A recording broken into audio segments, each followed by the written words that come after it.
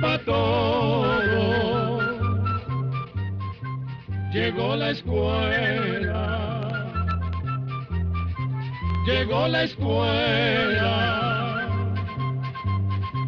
llegó por radio.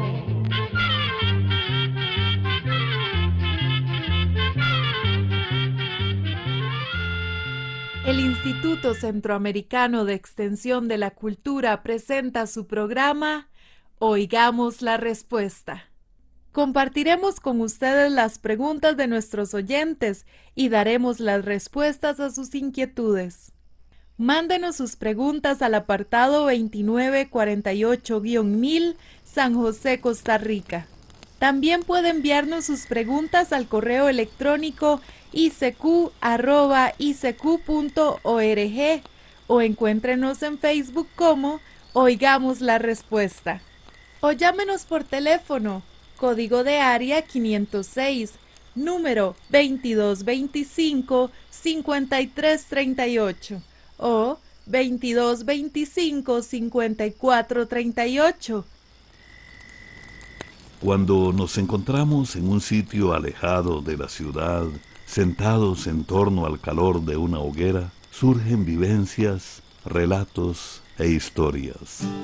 Hoy les vamos a hablar acerca de los viajes de Marco Polo. Marco Polo fue un viajero muy valiente que recorrió gran parte del continente de Asia para llegar al lejano país de China. En este viaje de unos 12.000 kilómetros, Marco Polo atravesó ríos caudalosos, grandes desiertos, montañas cubiertas de nieve y tierras peligrosas. Debido a todas estas dificultades, tardó alrededor de 3 años y medio en llegar a China. La distancia que recorrió Marco Polo es más o menos unas 10 veces la distancia entre Guatemala y Costa Rica. En la actualidad se podría hacer este mismo recorrido en avión en un solo día. Bien, volvamos a Marco Polo y veamos cómo comenzó su interesante viaje. Marco Polo apenas tenía 17 años cuando salió de la ciudad de Venecia, situada en Italia, un país de Europa. Pertenecía a una familia de comerciantes venecianos muy ricos que se dedicaban al comercio de productos que traían de Oriente, tales como sedas, porcelanas, joyas y condimentos de toda clase. Todas esas cosas eran muy apreciadas en Europa, pues solo se conseguían en países lejanos. En el año 1271, Nicolás, el padre de Marco Polo, y su hermano Mateo, tío de Marco Polo, emprendieron su segundo viaje a Oriente y llevaron a Marco con ellos. Los dos comerciantes ya habían estado antes en China. En su primer viaje, ellos habían llegado al reino del poderoso emperador mongol llamado Kublai Khan. El emperador estaba interesado en conocer las costumbres de la gente de Europa. También quería conocer la religión cristiana y por eso había pedido al Papa que le enviara 100 hombres santos a predicar el Evangelio en su imperio.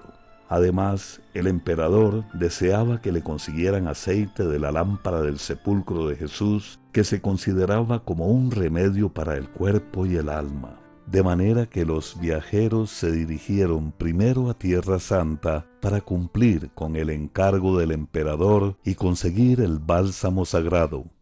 De los 100 hombres santos, solo 2 llegaron, pero muy pronto se devolvieron asustados por los peligros del camino. Después de dejar Tierra Santa, los comerciantes continuaron su viaje. Este fue como una gran aventura, pues había que atravesar tierras desconocidas donde vivían personas con costumbres diferentes.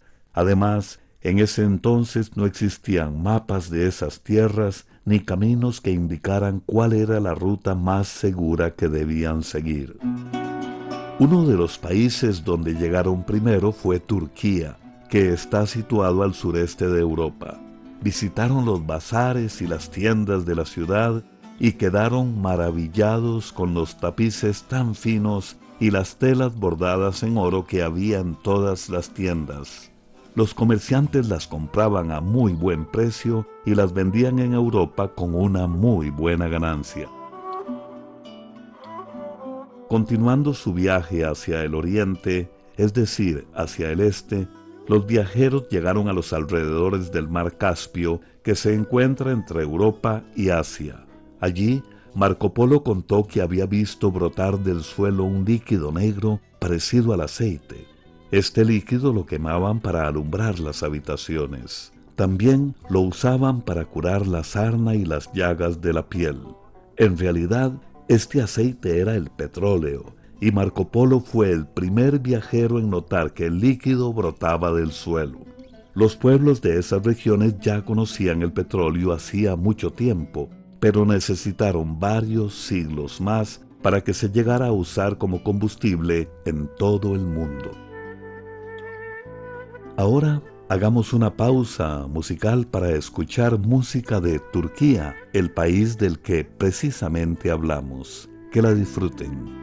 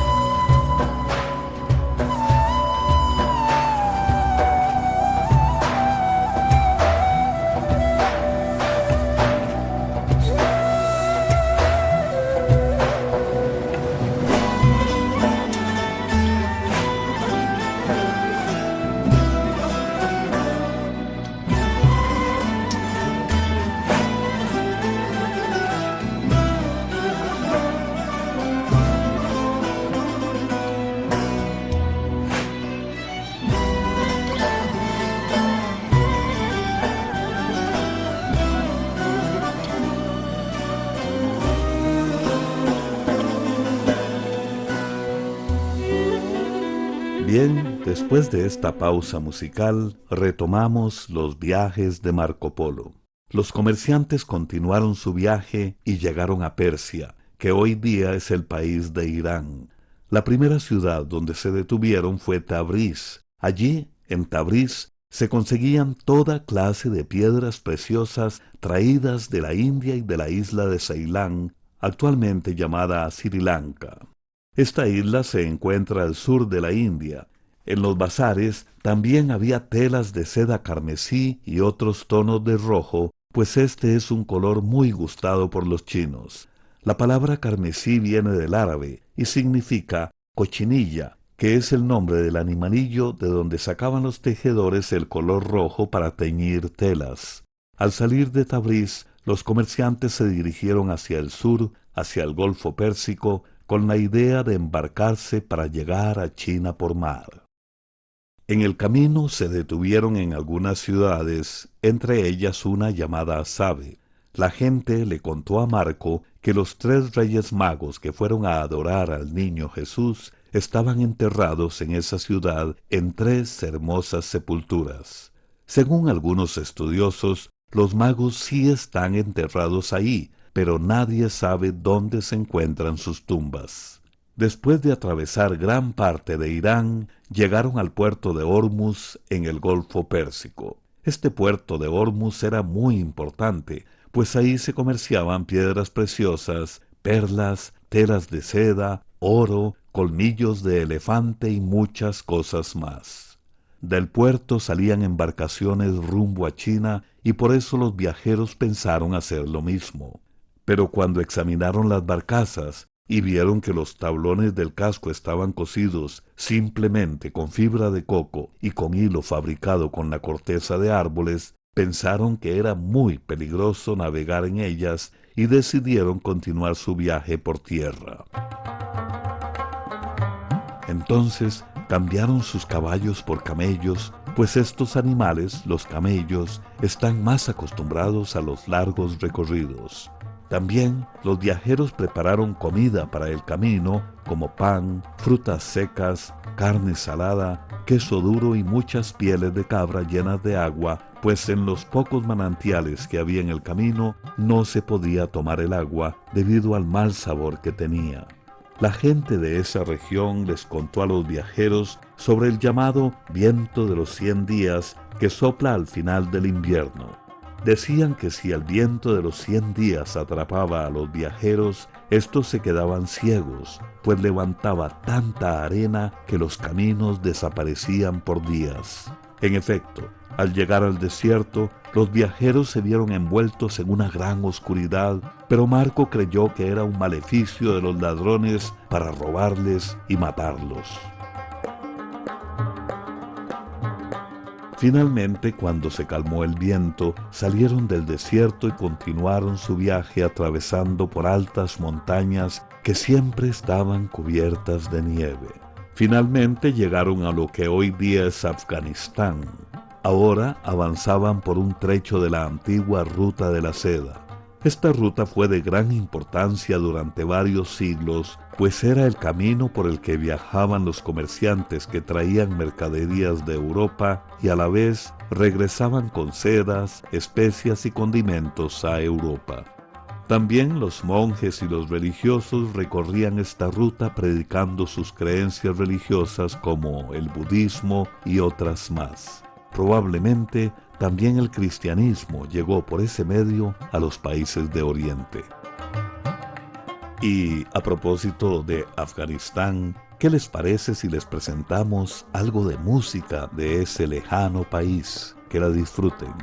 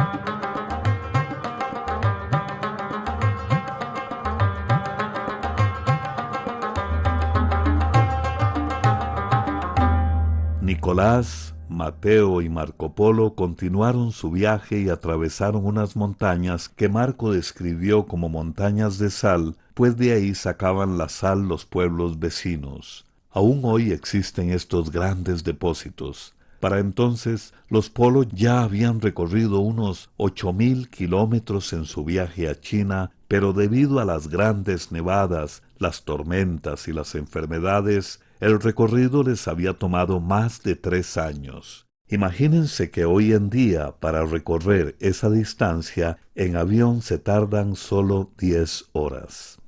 Pero todavía los Polo tenían que hacer un viaje muy largo y difícil atravesando las mesetas de Pamir, una cordillera muy alta situada en la parte central del Asia. Pero este viaje tan difícil no desanimó a los viajeros, pues sabían que después de cruzar esta cordillera llegarían al gran desierto de Gobi, que era lo último que los separaba de China, donde esperaban hacer grandes negocios. Los camellos avanzaban lentamente en el desierto, pues los fuertes vientos les impedían ir más rápido. Además, el viento formaba dunas tan altas como verdaderas montañas de arena que dificultaban el camino. También, a veces, sufrían alucinaciones debido a la falta de agua y por efecto del calor. Muchos viajeros se perdían creyendo ver un lago y una ciudad donde solo había arena.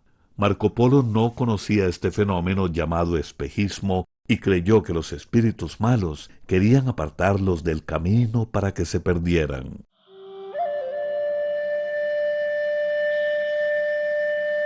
Para entonces los Polo estaban llegando a territorio chino, donde vivía gente muy diferente como los mongoles, los turcos, los persas y otros más. Por todas partes se encontraron hermosos templos y monasterios dedicados a Buda y decorados con inmensas estatuas. Marco Polo sentía un gran respeto por la religión budista y fue el primero en describir los monasterios y templos de Asia. En el camino les mostraron telas hechas de asbesto, que es un material que no se quema. Los europeos conocían el asbesto, pero creían que lo producía un animal que vivía en el fuego. Sin embargo, Marco Polo averiguó que lo sacaban de las minas que existían en China. Por otro lado, al atravesar algunos pueblos, los viajeros vieron unos hombres amasando pasta. La lanzaban al aire y luego la extendían más o menos unos 2 metros y la cortaban para formar una especie de fideos que cocinaban en agua hirviendo. Después hacían un delicioso plato de sopa con esa pasta y le ponían legumbres verdes y un poco de carne. También contaba Marco que los chinos no usaban trigo para hacer el pan, solo lo usaban para hacer pastas. Algunas personas dicen que fueron los chinos quienes inventaron los fideos, pero en realidad en Italia ya la gente los comía en tiempo de Marco Polo. La noticia de la llegada de los Polo se supo en la corte del emperador cuando todavía se hallaban a unos 40 días de la ciudad. Resulta que el emperador Khan Kublai había organizado un sistema para recibir las noticias rápidamente.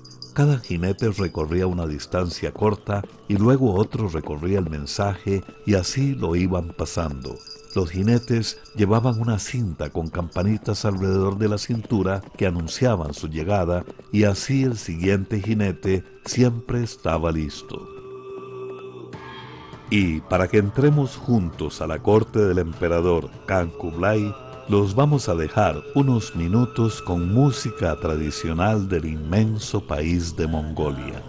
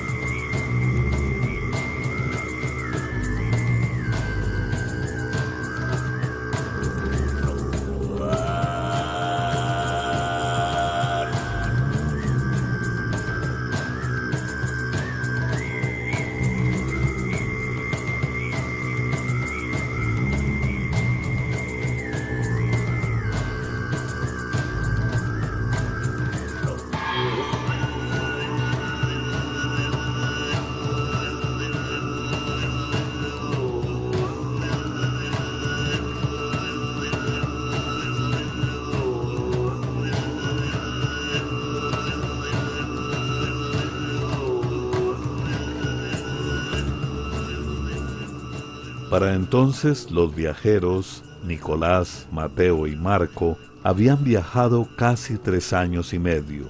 Cuando finalmente se presentaron ante el emperador, Khan Kublai los recibió con gran amabilidad y cortesía y les agradeció el haber hecho un viaje tan largo y peligroso para visitarlo, y les agradeció también el aceite que le habían traído de Tierra Santa.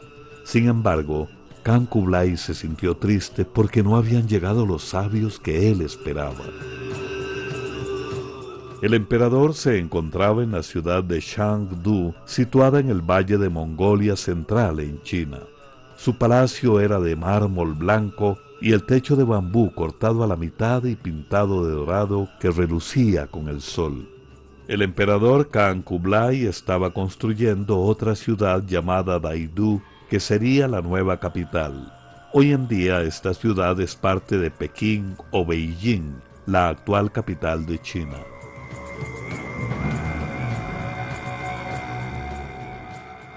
Marco Polo notó que calentaban las casas con carbón mineral y la gente tenía agua caliente y se podían bañar todos los días en su casa. En ese entonces el carbón mineral que sacaban de grandes minas no se conocía en Europa. También las costumbres de los habitantes les parecieron muy curiosas, pues la gente comía carne cruda de aves, carneros, serpientes, peces, bueyes y otros animales, y las condimentaban con salsa de ajo, chile y soya. En los banquetes, mientras los invitados se sentaban a la mesa, los músicos tocaban las trompetas y los timbales para alejar a los malos espíritus. Los timbales son una especie de tambor originario de la India. Otra cosa que a Marco Polo le llamó mucho la atención fue el papel moneda o billetes que se usaban en China desde hacía muchos siglos y que en Europa no se conocían. Los billetes los hacían con la parte de adentro de la corteza del árbol de morera.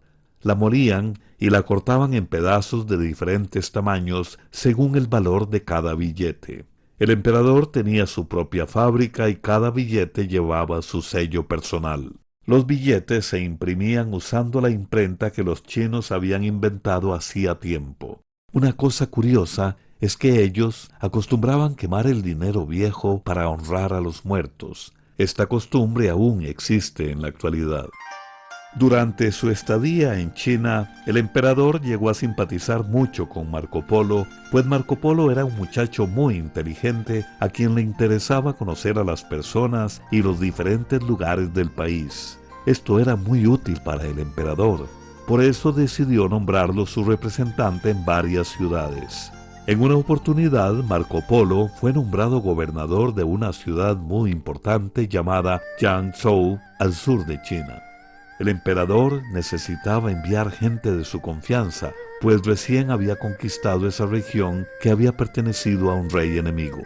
Marco Polo permaneció durante 3 años en esa ciudad, que luego llegó a ser el centro del gobierno de la región. Aunque Marco Polo no hablaba el mandarín, que es el idioma más importante de China, conocía bien el mongol, el persa y probablemente el turco. Esto era muy útil para Marco Polo en su trabajo, pues la mayoría de los trabajadores venían de países donde se hablaban esos idiomas. Marco Polo pasó más de 17 años viajando y conociendo toda China. Visitó principalmente el este del país, donde se encontraban las ciudades más ricas de esos tiempos. Ahí el comercio estaba muy organizado. Los mercaderes podían comprar las telas más finas y las porcelanas más hermosas por muy poco dinero, pues había mucha producción. Toda la mercadería la transportaban en grandes barcazas que navegaban por un canal de unos 1.600 kilómetros de largo que unía las grandes ciudades. También los grandes ríos de todo el país servían de comunicación entre los pueblos. Según nos cuenta Marco Polo, las personas desembarcaban frente a la puerta principal de la muralla que rodeaba las ciudades. Un camino llevaba al centro y a lo largo de las aceras se veía a la gente sentada alrededor de los fogones o braseros cocinando una sabrosa sopa. También había grupos de ancianos que se entretenían jugando ajedrez chino, alumbrados por faroles que daban una luz amarillenta. Justo ahora que el fuego de nuestra hoguera se consume, vamos a dejar a Marco Polo en la ciudad de Yangzhou, en China, y volveremos pronto para contarles cómo logró finalmente regresar a su patria. La próxima semana les contaremos la segunda parte de esta fascinante historia. Muchas gracias por su amable atención.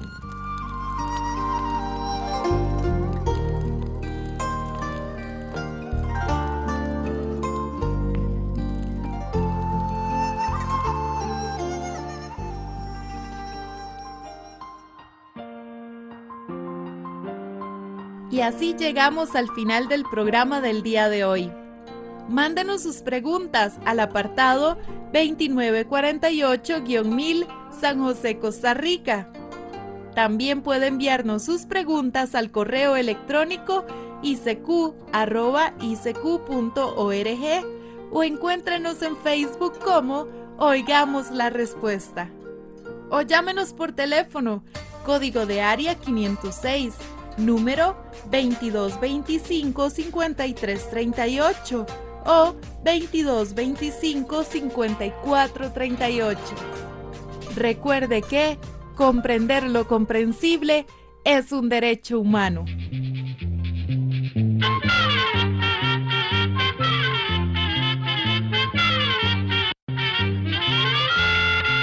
Llegó el momento